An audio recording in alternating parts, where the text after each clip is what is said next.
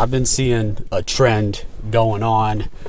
A lot of YouTubers, specifically African American, doing these straight to camera videos, just talking, unedited, pretty lazy as fuck. And I'm down. Usually it's like videos about how to like get over lust or like beat your mentality of like, you know, so you can succeed, or how to be a real man and shit like that. As much as I want to be of self-help, I do have something I want to talk about.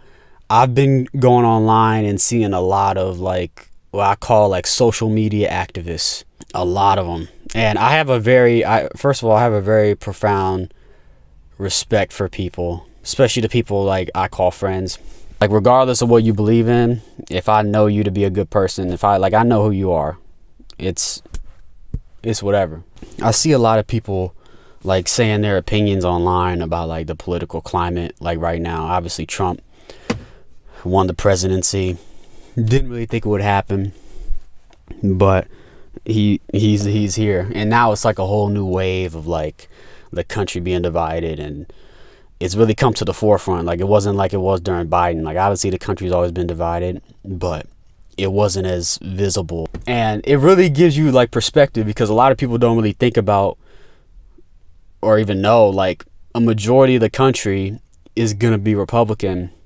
You take away the major cities like Los Angeles, New York, Houston, Miami, you know, like you take away all these big cities, most of the country is just barren, like rural areas, like the fucking outlands, you know, like it's fucking, you're just chilling out in the country. Those are the people that Trump gets. Like those are the Republicans, and those are like the people, you know, so he don't really have to fight for nothing. Like he don't have to like try to persuade the votes and all that, because they know they're down with him no matter what.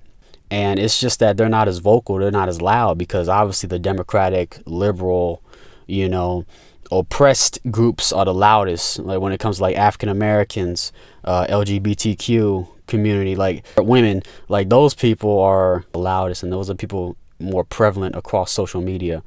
So you think like the amount of people that are supporting one thing is vast, but it's really not. It's just those are the people that are screaming the loudest. Those are the people that are like actually out there posting their thoughts like every single day. And that gets back to the social media activism. And you know, the fucked up thing is I have to start this off by saying I don't support Trump. I voted for Kamala. I have to say this because there lies the problem. A lot of people are so integrated in their beliefs where they're so quick to label someone else as other.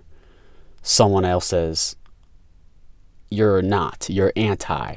It's so easy to put someone off like that just because they don't agree with you. I've seen a lot of different people doing this, but it's all the same thing.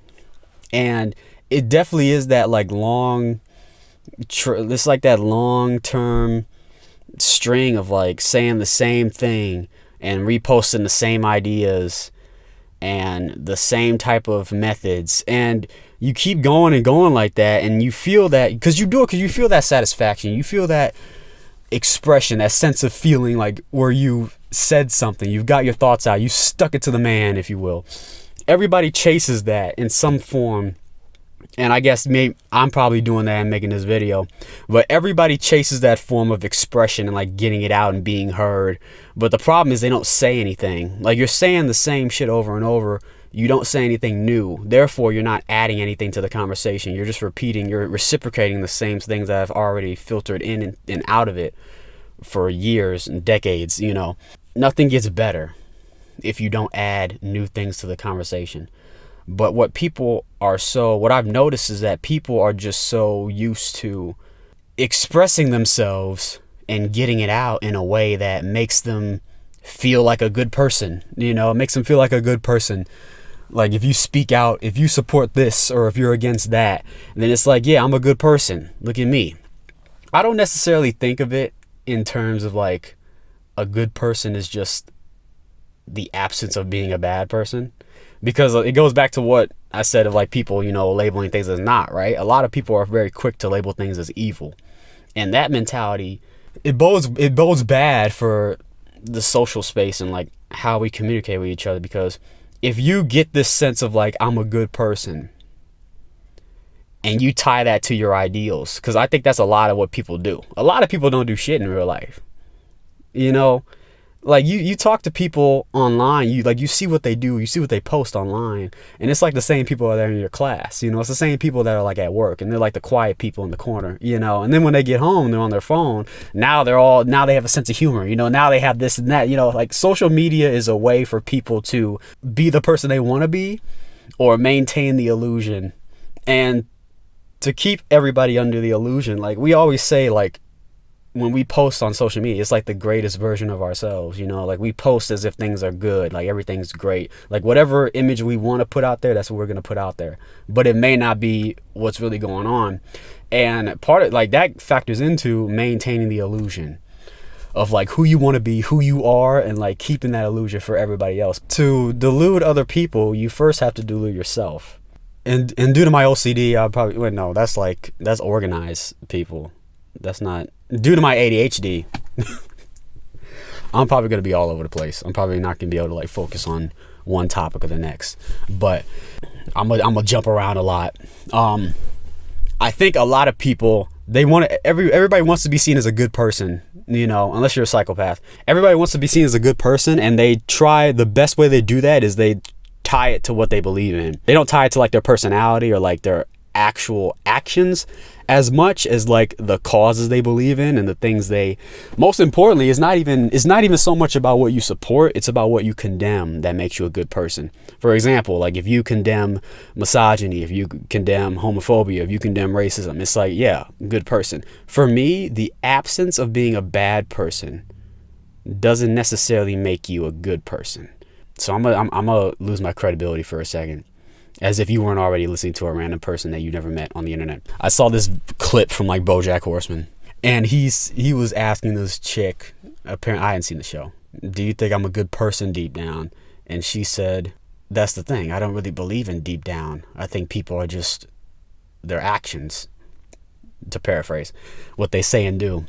Thinking about that, I think it's way more complicated than that, but maybe it's not at the same time. Maybe I'm just kind of like coping with the fact that it's not. I think we are just what we say and what we do. In a society, like, because I think like the day-to-day life is so mundane, like you just get up, you go to work, you make money so you can live to work, like you do that over and over again. It's a cycle. Society requires you to be a part of it and make it better, and that's your debt to society. But life is mundane, and you rarely get the chance to do something or feel like you're making a difference, I guess. A lot of like people like, at the bottom, it's hard to be seen and heard.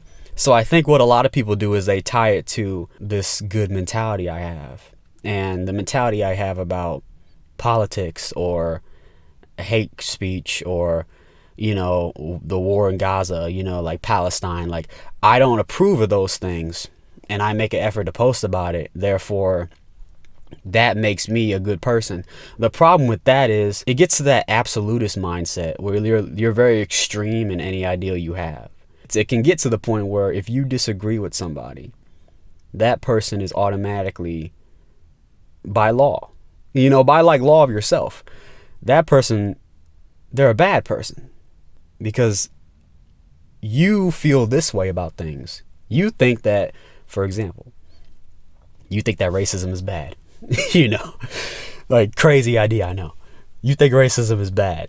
So therefore, anyone who disagrees with you is a bad person, because since you denounce racism, that makes you a good person. And anyone who disagrees with you must be a bad person.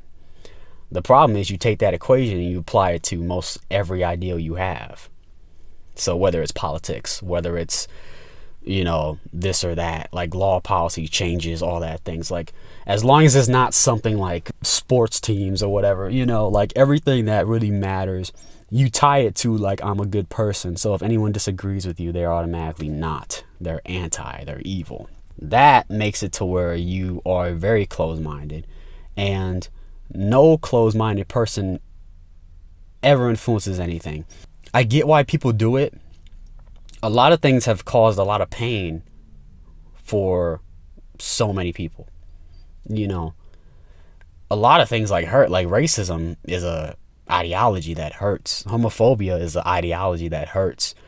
supporting Trump for a long time has been an ideology like that. Hurts. And I get why people do it.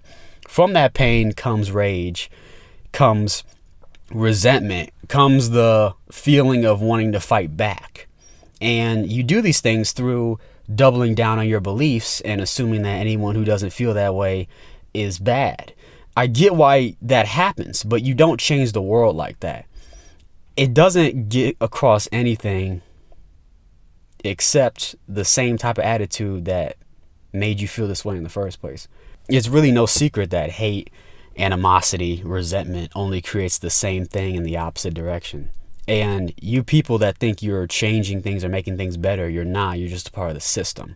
Take racism, for example. This all started because Africans, brought over here on ships and we were treated like property. And we were sold, manhandled, fed like twice a week. You know, you already know. We finally got our rights. White people didn't like that. White people didn't like the fact of African Americans, like the changing of the mentality and like culture. They didn't like the idea of these people that were once regarded as property now being the same level as you and like the same status as you, like your fellow man. Like they didn't like the idea of people that were literally being taught, because this is how you're taught. Like you grow up in a world where this is this and this is this. A lot of white people were being born and they were being told that, yeah, African Americans are property, like they're property. And they believe it because they're told it by it. They're told it by their parents. All major officials in their community, they go down there and see it. Like they see the slaves, they see them working, they see them being treated like their property, and so they internalize that. Like that's part of their world now. That's their worldview. Now time passes, and there's a big change. Not only are they no longer seen as property, they never were, but now that they're no longer seen or treated as property, they're allowed to exist in the world as normal people. You know, they're allowed to have their freedom, have their liberties, same thing as white people. And that's why that made white people feel uncomfortable. And that's why for a long time they took away their ability to read and write. Reading and writing makes them that much closer to being an intelligent being like the rest of them. And they didn't want them to have that. They wanted to keep the idea, at least in their heads, that they're property, because they didn't want that change. Everybody's afraid of change. And over time, the world is gradually going to change. But you can see the animosity and the hate that persist in order to avoid that change or restrict it as much as possible. Saying all that, I understand completely how they felt. It's not that hard. You're brought in the world and you're told something. And here's the thing I should have said at the beginning, because I really don't, like, as much as I feel the need to like say this, I know for a fact that I have to like qualify every single thing I say. Understanding something is not justifying it. Like I put one, but like that's the only thing. Like that's understanding why people feel the way they do, why they think the way they think, and why they act the way they act has nothing to do with justifying it or making an excuse for it. You can understand why someone behaves the way they do without saying that it's okay. It's like you've been to a therapist before, and the one thing you don't want to be is judged. You want a therapist to take whatever if you've done something bad, or if you've done something you're not proud of, you want the therapist to listen to you and understand why you did it, and accept it as, okay, this is who this person is. I understand why you did what you did, because that's the only way they can help you. They can't help you if they just don't understand you or why you did what you did. So whether they like it or not, like whether you committed a crime or like a terrible thing, like whether you hurt somebody, their job is literally to listen to you, understand you, and help you. And why do you go to a therapist? You go to a therapist because you want change. You want something to happen. You want something to be different. And in order to change what's going on with you, whether you're depressed or you're anxious or you're going through something, you have to change yourself. You have to change the way you think. You have to change the way you act. So therefore, what are you doing? You're going to somebody who you trust, because their job that you know going in, their job is to listen to you, understand you, And once they understand you, then they can help you and go about changing something in your life. You see, that's the key thing. To change something, especially when it revolves around another person, to change anything, you have to first understand. You guys know this because a lot of you guys have been to therapy. Like, mental health, it used to be a stigma that is now starting to disappear. Like, there's a large stigma about mental health. It's still prevalent in black communities, and it's still prevalent everywhere, but like, it's been a stigma that's starting to go away, and it's very supportive now. Like, people are going to get help. People are like, we're destigmatizing mental health. And a lot of you guys have been to therapy. You go to therapy because you want to change. Regardless of what it is, you want something to change. And you go there because the idea of it, even if you don't actually get that, you know the idea of a therapist is to listen to your problems or whatever you have to share and understand you. Because only when they understand you can they help you. The understanding, not the justification. The understanding is key in order to go about figuring out how to influence that person. You guys know this. So why is it a completely different thing when you're arguing with somebody else who has a different viewpoint than you, and you don't take the opportunity to understand where they're coming from? You don't take the opportunity to hear them out. You just expect, what most people expect is, you could take politics, for example. As a Democrat, you're going up to a Republican. You meet a Republican. You realize he's Republican. You realize he voted for Trump. You don't like that. In fact, you've been very emotional about that, since you may, for example, you could be a woman. You could be a first-generation immigrant who has to deal with problems from the ICE now. Like, there could be a lot of different reasons. The fact of the matter is, you're a Democrat. You're talking to a Republican. You don't like the fact that they're a Republican. What do? You might give them the same spiel you give everybody else. You might give them the same copy and pasted argument that you've applied to 20 other different conversations. And that right there, that's supposed to entice them to think differently. That's supposed to entice them to change, entice them to feel like, you know what? I need to sway my leanings over to what they believe. You expect all this to happen, and then when it inevitably doesn't, you guys are so quick. What do you do then? Like, what's the next thing? You label them as not. You label them as evil. You label them as anti because they don't understand, or you label them as not intelligent. They're not smart. They're an idiot because they don't understand. They don't feel the way you do. And it gets to the it's always hilarious to think about that, because like a Republican, the Republican in question, he's heard that argument so many times. He's heard that argument. Like, say this guy's like in his 40s. He's heard that argument all his life. Especially if you're in a major city. You're not just in bumfuck nowhere, seeing the same 10 people in your little town all day. Like, no.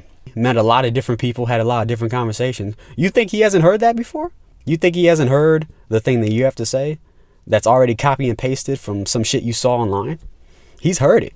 He's heard it over and over again. And it hasn't changed his perspective. So what's so special about you that makes you think that when you hear this from me, like, what I say this is going to change the way you think?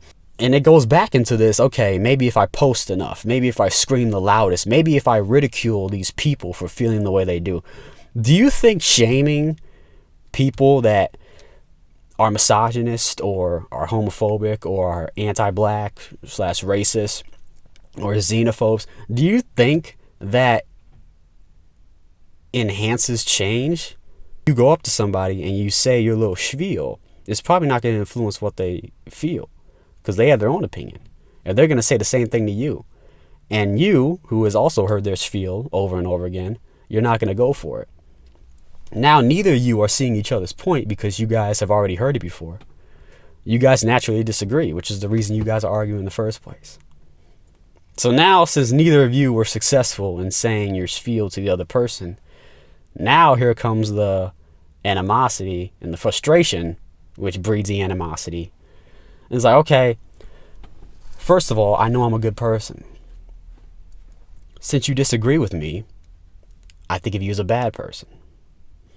Now I'm frustrated that you haven't listened to my reason. what's the next step? Next steps likely involves insulting or removing yourself from the conversation and condemning that person as not, as anti, as, or just plain stupid, because that's what we do. If we can't influence someone, we try to condemn them. And a lot of times we'll condemn them politically. We'll condemn them socially. As in, we might make a big point of it. If we're out in public, we might make a big point of it. If we're on social media, we're going to make a big point of it. Society has their way of condemning what they don't want. And in return, that condemning is seen by others to pressure them to conform.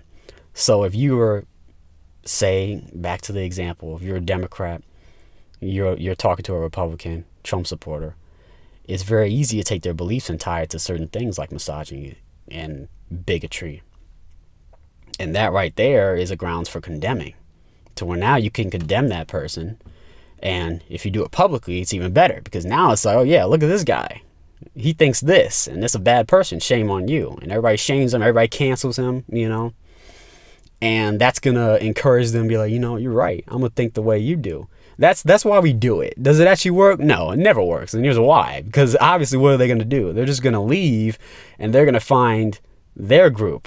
Because that's what humans do. Humans love to follow packs.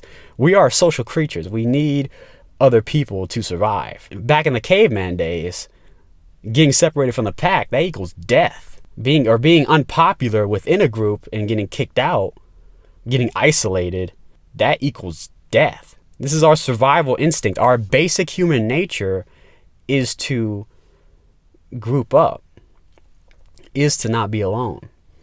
So when you see a group of people that are condemning you, you're just going to go to your own group. And there are no shortage of groups out there. So being condemned by one group, you go find another. So what does that do? That increases the numbers of that group, and it increases the animosity. So now the same animosity you showed them, they're going to reciprocate back to you. And that can be used in literally any single conflict, like ever. Like wars have started because of that. And it's the same thing. It doesn't matter if you're the right one or if they're the wrong one. Racism has inspired a lot of resentment and hate in African Americans that we are reciprocating back to white people. The things that they did to us, even after we got our freedom, the things they did to keep us down, keep us stupid, by restricting education, keeping us together and isolated by doing the whites only segregation, not allowing us to fully integrate into the community, and making us seem like we were just second rate. That, the Jim Crow era, the civil rights era, and the harshness that we had to go through to even get how far we got, the assassination of our leaders, and even the modern day with all this police brutality, that has created a lot of animosity in African Americans towards white people. And it's very clear why we have that animosity, because that was initially shown towards them. And is it understandable? Completely. But you don't change things for the better that way. You can apply that to any single thing. You could apply that to misogyny. And if someone says anything even remotely close to what you perceive to be misogyny, you automatically label that person as other. You are anti, because like I said, you believe in this, so therefore you're a good person. If anybody feels opposite, they are a bad person. We take that with everything. It could be the same thing with trans rights, LGBTQ as a whole. You got people that don't feel comfortable about that. And you got people that flat out hate it, which is very interesting, because this goes back to what I was talking about earlier. You were born into a world where slavery already existed. And maybe your parents were, maybe your family members were slave owners. And you see it with your own eyes and you hear it everywhere you go. And you don't hear the opposite opinion. I had a teacher at my college that she admitted to the class. She was a sociology teacher. She admitted to the class that she was born racist because her parents were. And she was taught that down. And I completely understood. And there was like this awkward pause. It was a lecture hall. There was like this awkward pause between everybody. It's like, there's a lot of African Americans there. And I know, like, by her saying that, like blood starts to boil, like pressure starts to rise, like adrenaline starts pumping when you hear that. It's like, yeah, like I get it though. Like I get it. Now look at us in this very advanced age. Like look at us in the current day. Same problems. Like it's always going to exist. Now it's a different type because we got the same thing with the movements that are going on now. When I was born in 2000. Growing up, African American in Detroit, being gay was very taboo. It was very taboo, and it was shunned and it was shamed. I was brought up on the belief that being gay was a choice. That you choose to be gay. Like you're making the decision to go for the same sex, and that's not right. That's the belief, right? That's the belief you're taught. You grow up in this world where you're being taught this. And it's exactly at the same time that the world's starting to change. The world changes, you don't know what to do because you're taught this particular thing. And it makes everything weird. It makes everything like people are afraid to change regardless of what it is. And they fear what they don't understand. So this is two things. You're afraid of change in general, like big change. And you're afraid of something you don't understand. And the people that feared for it, they didn't understand that being gay wasn't a choice. Like that's how you are. That's how you're born. Just like anyone can be born with blonde hair versus brown hair. Like it's just, that's how you are. And once you do come to that realization, you accept it. And it's like, okay, they're just like us. But the fact of the matter is a lot of people are never going to accept that. Because like a lot of you people, they also think the way they feel is absolute. However they feel about something, going back to the Democrat versus Republican, however they feel about something, that's the right way to think about it. And if you disagree, you're anti. You're not. You can kind of see how this mentality is on both sides, and it encourages zero change. Like it just leads to things staying the same. That lack of open mind is just because you're a good person doesn't mean you can't be closed-minded.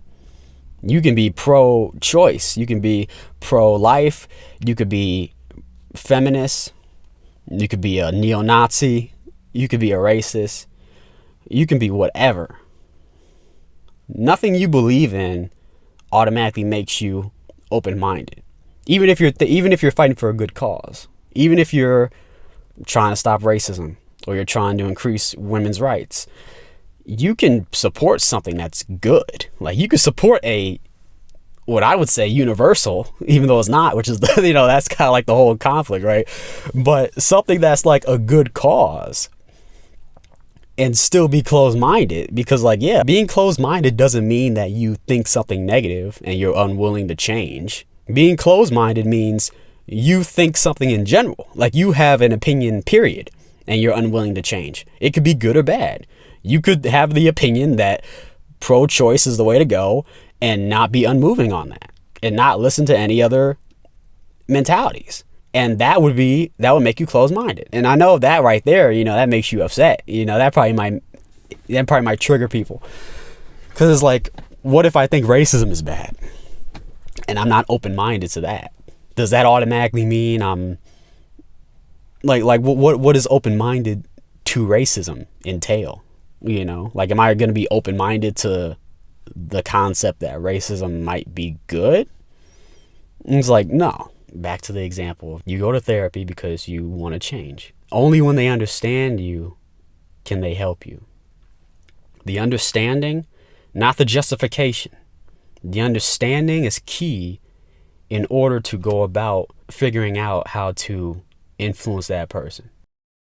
Do you remember the last time I saw you and you asked me if I thought you were a good person deep down? Do I remember that? Yeah, vaguely. You really caught me off guard. I didn't know what to say. Well, do you think I'm a good person? Deep down? That's the thing. I don't think I believe in deep down. I kind of think all you are is just the things that you do. Well, that's depressing.